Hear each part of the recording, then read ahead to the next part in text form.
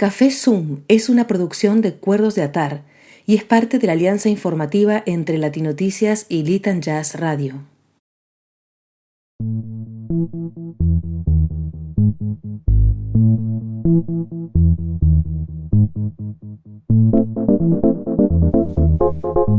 Hola, ¿qué tal? ¿Cómo están? Les damos la bienvenida a una nueva edición de Café Zoom. Hoy nuestra invitada es Alicia Dujovne Ortiz, poeta, periodista y escritora. Es directa, lúcida, crítica y comprometida, y nos habla de identidad, de política y de literatura. Nos recibe en su casa, en algún lugar de la campiña francesa. Bienvenidas, bienvenidos a Café Zoom.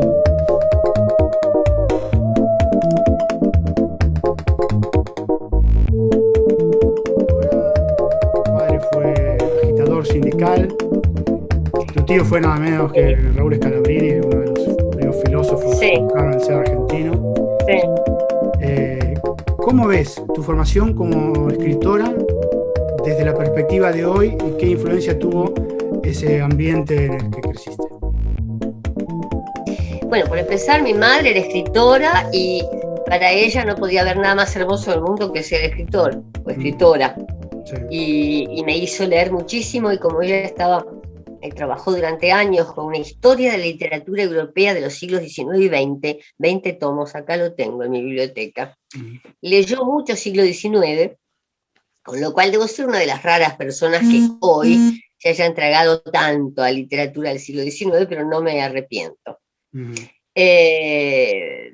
Además que yo la veía escribiendo desde las 7 de la mañana, pintadita con tacos y aros, cosa que yo no, todo el día. Es decir, que el ruido atronador de esas máquinas de carro grande que se usaban. Mi tío, Néstor Ortiz Oderigo, africanista, el hermano de ella, tenía un igual, y para mí entrar a una casa donde no hubiera ese ruido atronador era raro, porque trabajaban como locos. Eso me lo legaron, la capacidad de trabajo intelectual, ¿no? Y bueno, y por otra parte el ambiente era político inevitablemente, porque mi padre sí era agitador sindical, pero del Comintern, enviado por Moscú a Montevideo, al Buró Sudamericano de la Internacional Sindical Roja, en 1928, cuando todavía no estaba Stalin. Y a los que se confunden Comintern con KGB, yo puedo llegar a darles una trompada. Es decir, que por favor, no confundir, porque además en esa época Stalin todavía no había fundado el Comintern.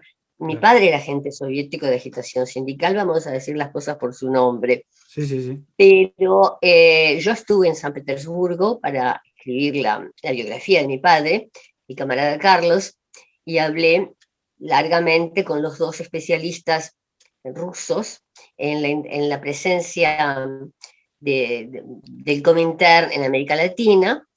Y entonces, cuando me dijeron su padre fue un agente secreto, yo estábamos tomando vodka y me mandé una botella entera, y me explicaron: no, los agentes del KGB, que eran asesinos a sueldo, era gente que el partido oficial reclutaba porque se sabía que era gente a la que le gustaba el dinero.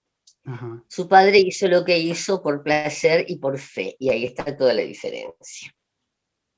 Entonces, bueno, sí, en un hogar absolutamente literario. Mi padre además era editor, fundador de la editorial Problemas.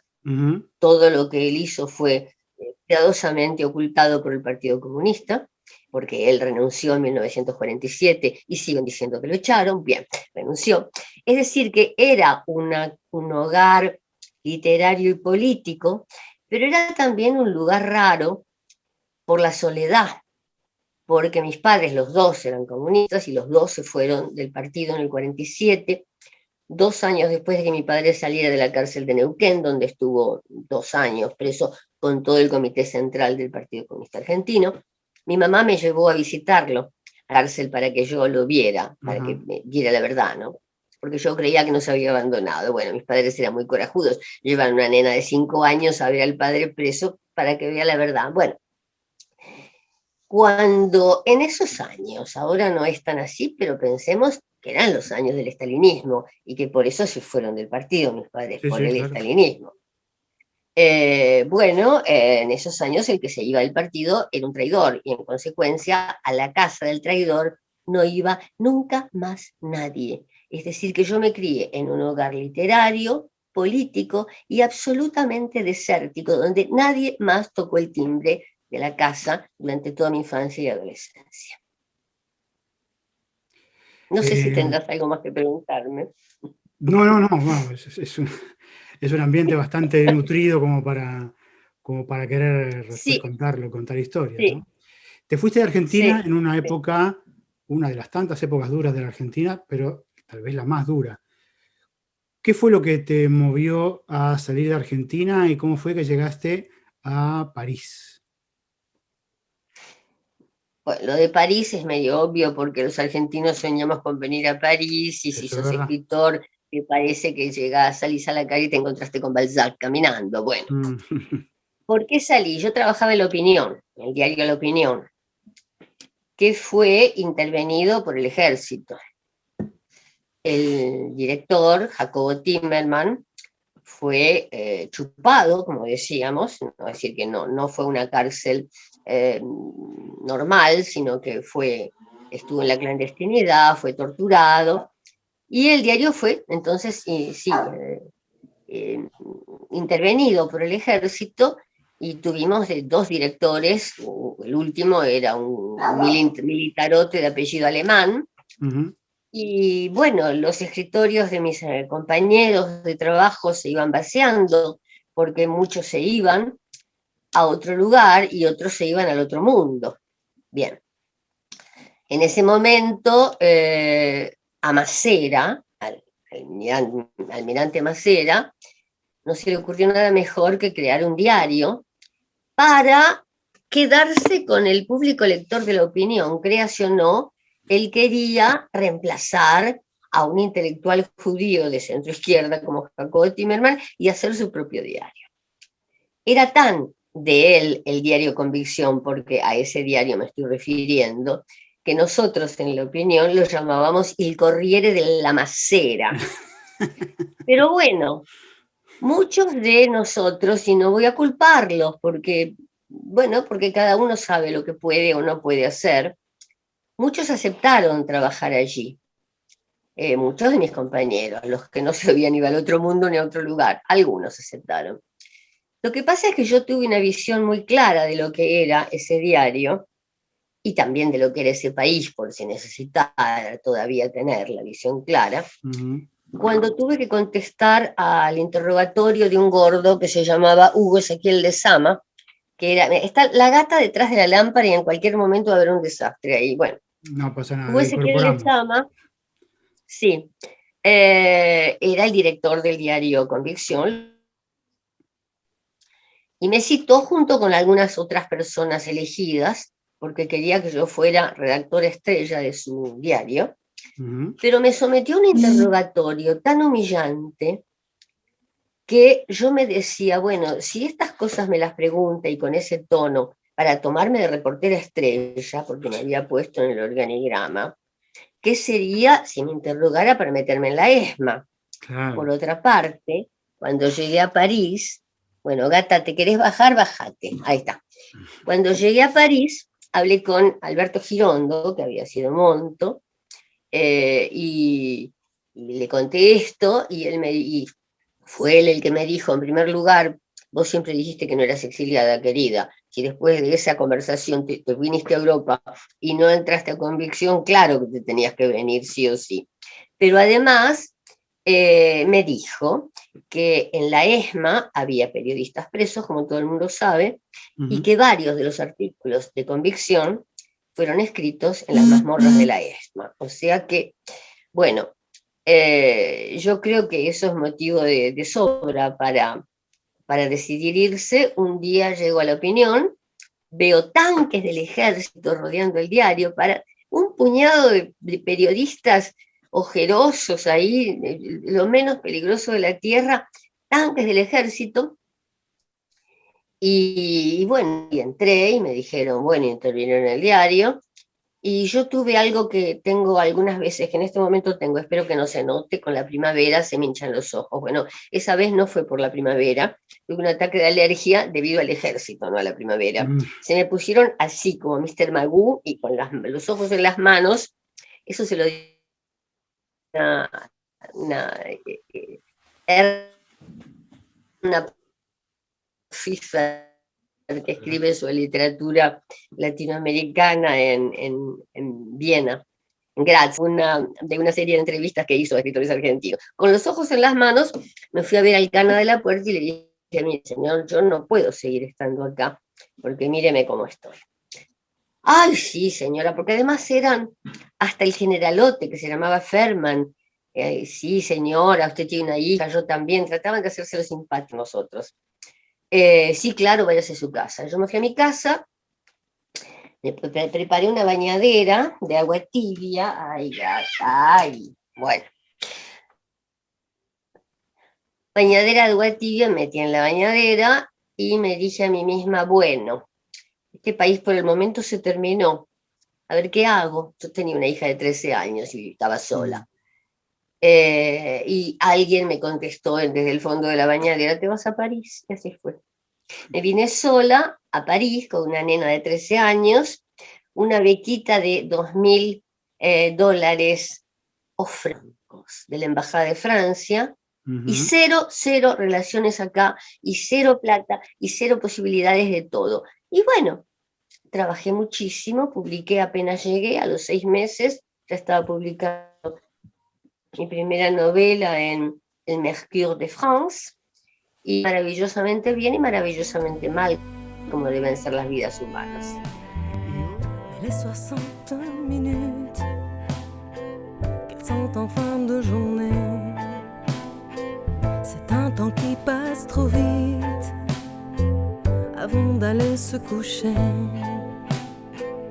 Elle lui raconte des histoires d'une princesse dans son palais. Si hoy día esos recuerdos de la Argentina oscura habitan con vos en tu vida cotidiana, más allá de que preguntadores inescrupulosos te los traigan a la memoria.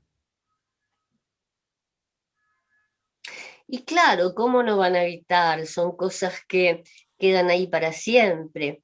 Si, imagínate si quedan para siempre las historias de familia, las historias dramáticas de familia, la historia de mi familia judía ucraniana, que sufrieron por los pogrom y que por eso se fueron a la Argentina gracias al barón Hirsch, y mi abuelo que se suicidó cuando llegó a las colonias, bueno, tiempo después, porque La Pampa le pareció muy grande, bueno, no era solo por eso. Si uno carga con todo eso, carga con los dramas de su historia familiar, cargué con el drama de mi padre, verlo durante años de años sentado en un sillón, con unos ojazos verdes así, puestos en la pared, como si ahí se reflejaran historias vividas por él en Moscú. ¿Cómo no voy a cargar también con esta parte de nuestra historia, que además me cortó la vida en dos, a mí, porque de repente aparecí viviendo en otro país, y porque a mi hija se la cortó todavía más, porque llegó de 13 años, que es el momento exacto para no cambiar de país, y mis nietas, y tengo 2 bisnietos, que ahora están en Montpellier. Bueno, todos ellos siguen cargando con esto. Mis nietas se hicieron, bueno, mi hija nació en la Argentina, pero mis 2 nietas estuvieron un tiempo en la Argentina y son absolutamente argentinas. Nacieron en Francia, no se consideran francesas. Mis bisnietos, bueno, saben perfectamente español. Hay uno que todavía no sabe perfectamente nada porque tiene 3 años, pero el otro tiene 11. Es decir, que es un corte. Me partió la vida en dos, pero como además los argentinos venimos todos de cortes similares, claro, el corte de mi abuelo. Por el lado de mi madre el corte es muy anterior, porque mi mamá era una señora muy paqueta, entonces desde la época del virrey Vértiz, pero también hubo un corte. Es decir que, bueno, sí, uno carga con estas cosas que que te dejan en pedazos, ¿no? Y entonces la identidad, para utilizar una palabra que no me gusta mucho, se convierte en eso. Si te preguntan quién sos vos o qué sos, bueno, soy una serie de fragmentos y esa soy yo, una serie de fragmentos. Hablando de la identidad, tu tío Raúl Escandavino Ortiz, que fue uno de los primeros filósofos modernos argentinos, hablaba del hombre de Corrientes y Esmeralda como el prototipo del argentino. ¿Crees que hoy en el siglo XXI Claro. se puede hablar de un prototipo de argentino? Menos que en esa época, sin duda, porque en los años 30 la estaba en pleno, pero todavía no había producido esta cosa que es el argentino mestizo, mezclado, mestizo de todo punto de vista, ¿no? Pero mestizo también desde el punto de vista con el que siempre utilizamos esa palabra. En los años 50, cuando Perón empezó a hacer venir a la gente del interior, los porteños lo llamaban cabecita negra. Yo me acuerdo muy bien de una reuniones en la casa de mi abuela que vivía cerca de Plaza Italia, porque los cabecitas negras se iban a la Plaza Italia. Y mis tías, por el lado materno, ¿no? Mis tías y mi abuela decían, pero ¿vieron a esa gente? ¿De dónde salen? Esa gente, ¿de dónde salía? De la Argentina. Esa gente eran los argentinos. Claro. Y hubo toda esa cosa de El hombre de Corrientes y Esmeralda, es uno de los argentinos posibles, pero volviendo a los fragmentos, todo argentino está hecho de montones de pedacitos. A eso se debe nuestro encanto. y nuestro drama, tal vez, ¿no? También. Y nuestro drama, pero como yo soy tica, digo nuestro encanto. Muy bien. Alicia, llegas a Y París, se comprende cuánto dolor hay detrás de ese encanto. publicás a los 6 meses y abrazás un oficio que es el de biógrafa, y al día de hoy tenés varias biografías, entre ellas las de 4 mujeres muy particulares, que son Eva Perón, Dora Maar, Milagro Sala, y me queda una, que es María Elena Vos decís Walsh. María Elena Walsh. Y María Elena, por Claro. favor. ¿Me podrías Sí. definir con una palabra o una frase a cada una de ellas? Lo de María Elena es diferente porque ella me llamó a mí cuando yo estaba por viajar, me estaba por exiliar. A pesar de que yo nunca volviendo a lo que me decía Girondo, yo tuve pudor en autodefinirme como exiliada, porque a mí personalmente me pasaron cosas tanto menos terribles que a otra gente, que me parecía usurpar un título. Bueno, en todo caso, desde que emigré, María Elena me llamó al diario La Opinión, donde yo trabajaba, y me dijo, mira, bueno, esto no resultó una frase, resultó una historia. Bueno, mejor. Mira, me piden de una editorial española que escriba sobre mi vida, pero yo soy muy tímida para hablar de mí misma. Y te leo en La Opinión, me conocí, además te elegí si querés escribir vos mi vida.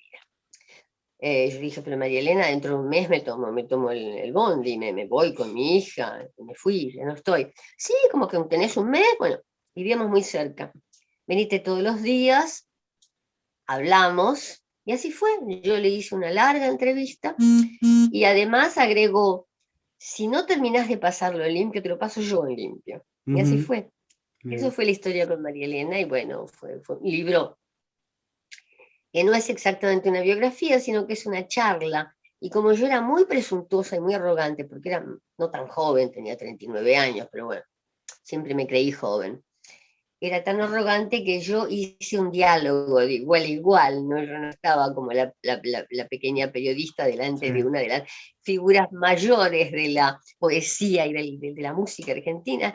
No, yo le hablé, y creo que eso le dio gracia al libro. Debo decir... Eva Perón. Disculpame, voy a hacer un pequeño inciso. Quería que constara que el libro María Elena Walsh de Alicia Duhovne Ortiz ocupó muchas horas de mis 20 años. Yo he ¡Ay, qué amor! De María Elena desde siempre. Sí. ¿Y vos crees que, antes de pasar a Eva Perón, que el reconocimiento que tiene que tener el pueblo argentino, la sociedad argentina, ¿es justo? Absolutamente. Es un personaje intocable. Y creo que eso viene, sin duda, porque muchos apreciamos la nitidez, la perfección de Diamante, de sus rimas, de su Mm, música. Y así era ella, era diamantina. mm, Y porque todos los chicos se acuerdan de María Elena, es decir, los que han cantado, y mis nietas y mis bisnietos han cantado Manuelita, no podrán nunca olvidarla, es decir, que se ha convertido no solamente en la gran poeta y la gran cantante que fue, sino en un personaje entrañable porque todos los chicos cantaron sus canciones. mm. O sea que sí, es justo, y si hubiera más todavía, más reconocimiento y más amor, seguiría siendo justo, ¿no? Sería más justo todavía. Mm. Muy bien, seguimos. Eva Perón. Bueno, Eva Perón, pero vos me estabas pidiendo que yo tipificara con una palabra. Bueno, una palabra Bueno, sí, lo que yo te surja, no, no. no podría escribir sobre un hombre poniéndome yo en la cabeza de un hombre, Ujú. porque no sé qué pasa en la cabeza de un hombre adentro, nunca supe.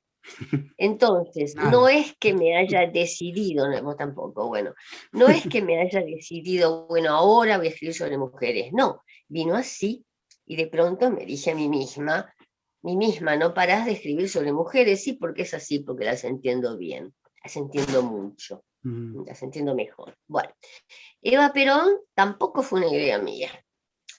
Héctor Bianchotti, el escritor argentino que llegó a ser miembro de la Académie Française, bueno, que fue muy amigo mío, pero sobre todo fue mi hada madrina en París. Es decir, que todo depende del encuentro en una carrera, entre comillas, todo depende del encuentro con alguien que, que encuentre que lo que haces está bien. Y en mi caso fue Héctor, que además era un gran mundano Ujú. y frecuentaba salones que yo no frecuenté nunca en mi vida ni frecuentaré. Es decir, que él podía hacer cosas por mí que yo sola no podía hacer. Bueno, entonces me empezó a llamar más o menos día por medio para hablarme de Evita. Y yo pensé, qué lástima, este muchacho se volvió loco, porque ¿por qué me habla de Evita cada vez que me llama? Yo no era peronista, digo no era porque tampoco ahora, pero fui cambiando. Y no, nunca fui historiadora. Hasta que un día largó. Me dijo, mira, yo leí tu libro sobre Maradona, porque tengo un libro sobre Maradona, que en Argentina nadie le dio ni 5 de bolilla, pero en Francia soy la viuda de Maradona, ahora que se murió. Me han llamado todos los diarios muchísimo. En Francia anduvo muy bien ese libro. Bueno, leí tu libro sobre Maradona, creo que podés escribir en francés, Dios mío. Y me propone escribir la biografía de Evita. Yo digo, mira, déjamelo pensar, porque me morí de susto. Y después de varios días de susto me dije, pero me está ofreciendo el máximo regalo que se le puede ofrecer a una escritora argentina, escribir sobre Eva Perón. Y bueno, estuve años metida en eso, leyéndome todo lo que había y hablando con las viejitas del Partido Femenino que me dijeron cosas maravillosamente concretas porque, bueno, hablaban en forma muy, muy visual, muy concreta. Y durante esos años de trabajo, a medida que iba escribiendo, yo me iba enamorando de Evita, cosa que no era al principio, Ujú. porque yo empecé un poco con el tonito sobrador de mi familia materna. Sale esa Sí, sí. gente. Encuentros de Evita con el pueblo, porque ahora se dice la gente, en ese momento se decía el pueblo, yo prefiero el pueblo. Bueno, pues el pueblo. Se encontraba con el pueblo en la Secretaría de Trabajo, subsecretaría de Trabajo. En ese momento me dio piel de gallina, en ese momento fue más que quererla, fue una cosa de enorme admiración, a pesar de que en ese libro me muestro muy, no neutral, porque no es un libro neutral, es un libro apasionado, pero equilibrado. Todo el mundo dijo Ujú. siempre que ese libro era muy equilibrado. Y ahora acabo de escribir un monólogo, La procesión va por dentro, que Ajá. pasó sin pena ni gloria también, salió en 2019, justo antes del COVID, donde el agua hablara Evita. Ah. Esa es la gran diferencia entre la biografía. Porque yo necesitaba, pero necesitaba absolutamente tenerla ahí en la cama contando su vida en su idioma. La biografía obliga a una absoluta distancia. Yo no tenía derecho a meterme en la cabeza de Evita siendo biógrafa, ni en la de Dora Maar, ni en la de ninguna de mis biografiadas.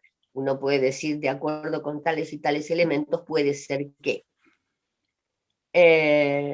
Pero bueno, hablar en su lengua, que era la lengua popular femenina de los años 50.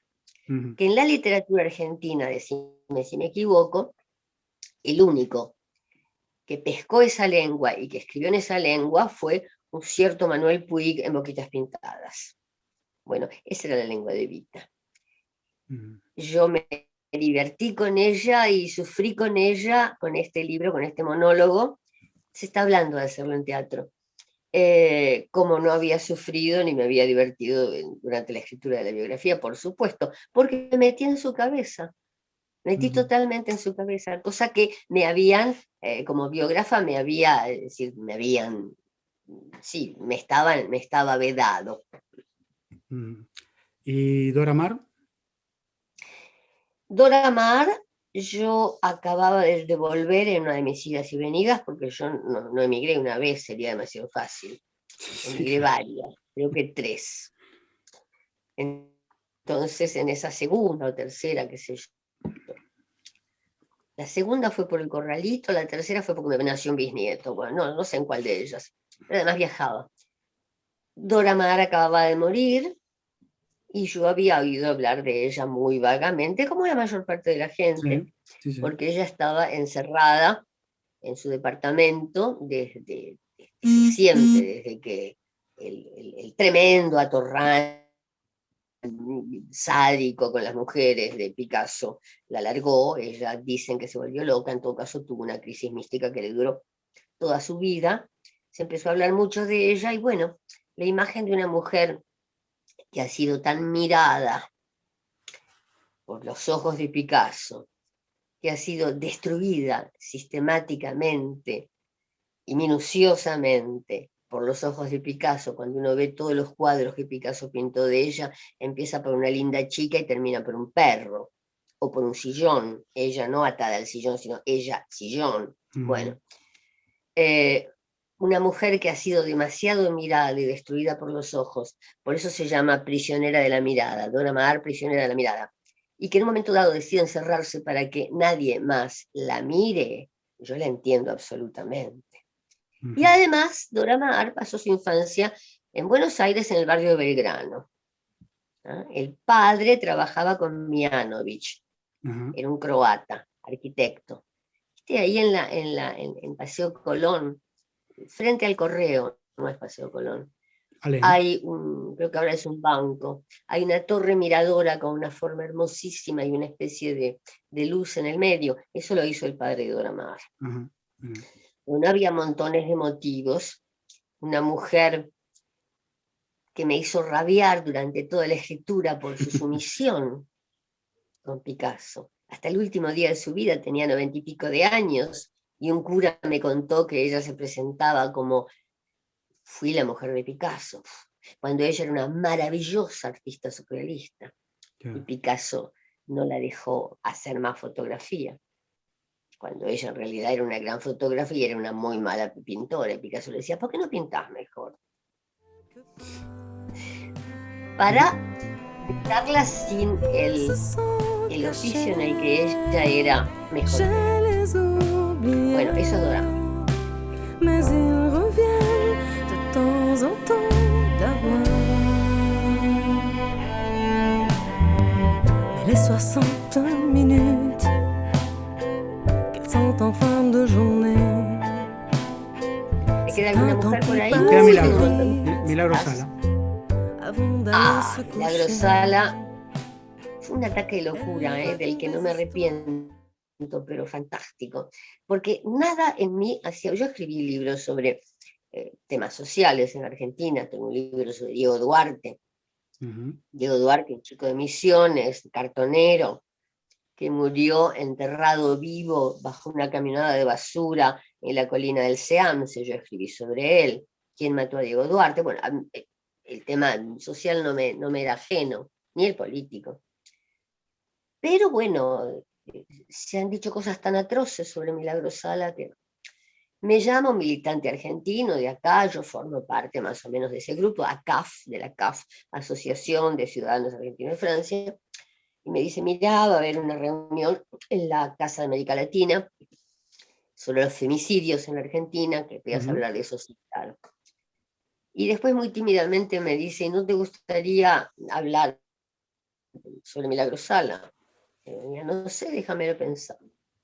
Lo pensé como con Evita, pero además me miré todo lo que había en internet, que iban desde que era una asesina, chorra y degolladora de perros, porque también la acusaron de haber degollado perros, hasta la mujer que había sacado de la pobreza, del olvido de sí, porque de la gente, de la droga, de todos esos pibes y mujeres golpeadas, de Jujuy y de todas las pequeñas ciudades de la provincia, del olvido de sí, porque si son de origen colla o de origen guaraní, no lo saben, no saben nada, están en la desidentificación total. Y bueno, después de una semana le dije al militante, que se llama Carlos Schmerkin, no solamente quiero hablar de Milagro Sala, sino que quiero escribir un libro sobre Milagro Sala. Fue así. Me presentaron a las minas de edición de FAM, que agarraron Viaje Volando, y a la semana estaba arriba de un avión. Alicia, ¿de qué manera tiene que mejorar hoy todavía la situación de la mujer con respecto a la del hombre para encontrar, no igualdad, tal vez equidad? ¿O sí, igualdad? Equidad. Y mirá, la primera sería que a las mujeres las mataran menos. En Argentina se mata una mujer por día. En México 5. En Ciudad Juárez, pero en toda México. Ahí ya empezaríamos a mejorar. Lo que está saliendo a la luz, porque por fin se han puesto a hablar las mujeres sobre las violaciones y cuando no se llega a la violación, sobre el acoso sexual.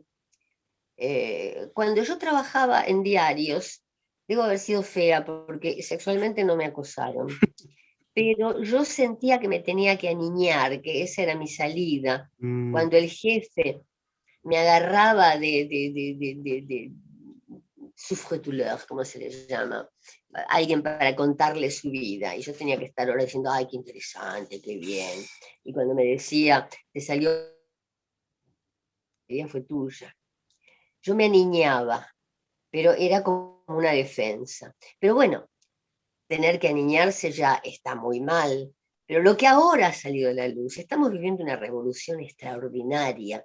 Me alegro de no haberme muerto, tengo 82 años, me alegro muchísimo de no haberme muerto antes, para no perdérmela, porque se está hablando de violación, se está hablando de incesto, que es lo más difícil de todo, porque estás hablando de alguien que te arruinó la vida, pero que es tu papá, y lo querés porque es tu papá, o lo odias, pero es tu papá. Sí.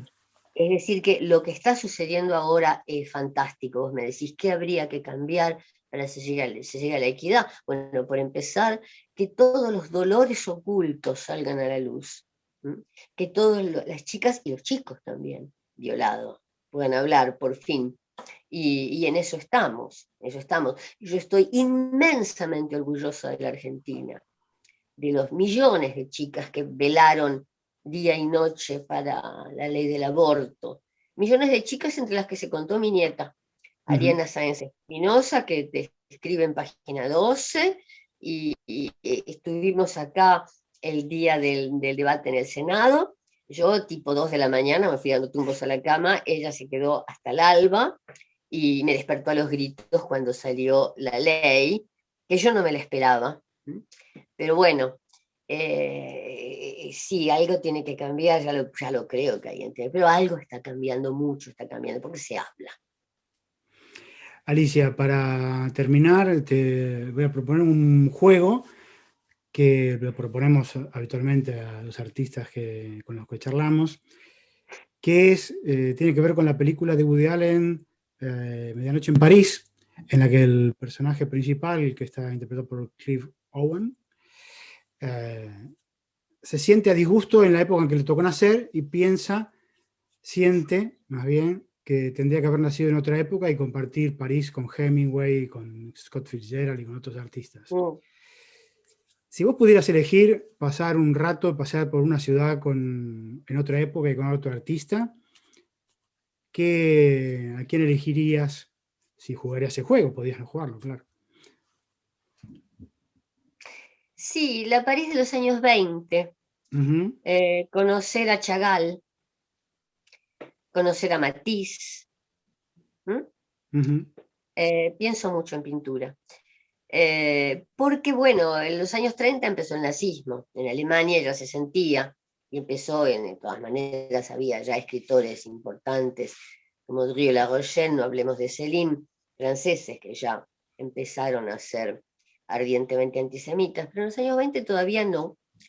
Y fue un momento extraordinario en toda Europa de creatividad que creo que no fue superado. En Moscú hubo una exposición en el Pompidou, París-Moscú, donde se veía el arte moscovita, ruso, de los años 20, que era una explosión, por eso te hablé de Chagall, pero no porque fuera todo folclórico, una explosión de creatividad, de color, bueno, tipo Kandinsky. Y después se pasaba a otra sala y ahí era como si cayera una nube negra, era el estalinismo. Bueno, en los años 20, sí, en los años en los que todo parecía posible. Alicia Duhovne Ortiz, muchísimas gracias por compartir este tiempo, tu vida con nosotros aquí en Café Zoom. Y bueno, que esta pandemia se vaya y nos permita encontrarnos. Ay, sí, ratos en directo. Aunque sea con las vacas. Fantástico, muchas gracias. Un abrazo muy grande. C'est pour sa fille qui l'attend. Tous les choix qu'elle fait, tous les petits pas. Café Zoom llega a una audiencia potencial de 3 millones de latinos en el exterior a través de las emisoras aliadas Eurolatina, España, Latinos pero con Sabor, España, Canal Vista TV en Montpellier, Francia, Enfoque Now, Estados Unidos, y la red de radios y medios virtuales en Conexión Mundial CIR Radio. Les 60 minutes qu'elles sont en fin de journée, c'est un temps qui passe trop vite avant d'aller se coucher. Elle lui raconte des histoires d'une princesse dans son palais qui vit sans l'ombre des doutes, car elle connaît le bonheur. Tous les choix qu'elle fait. Hola, si querés seguir Café Zoom y la mejor información, no te olvides de suscribirte al canal de YouTube de Latinoticias y a Lit and Jazz. Salud y alegría.